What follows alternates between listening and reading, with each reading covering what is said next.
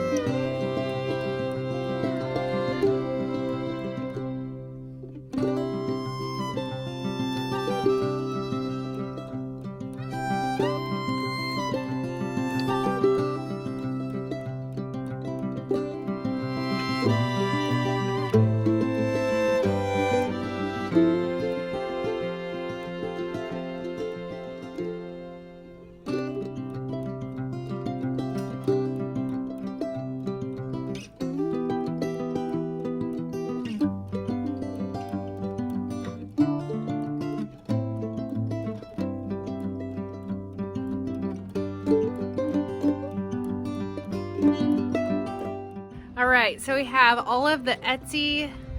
I have dirt on my face. Oh goodness, lovely. Well, you can tell I'm actually doing this and not faking it, so there's that. I have all the Etsy dahlias in the ground. I have the ones that I saved from my dahlias from last year in the ground. And then after I was done with that, I was thinking, wait a minute, I have some more that are in the garage I need to get in the ground. These are Walmart dahlias that I thought I would try, all different colors. And you know, not even planning this out very well, I have the perfect amount of room for these left. And that's the dahlia stash for this season. So let's finish it up and then I'll show you around the garden a little bit.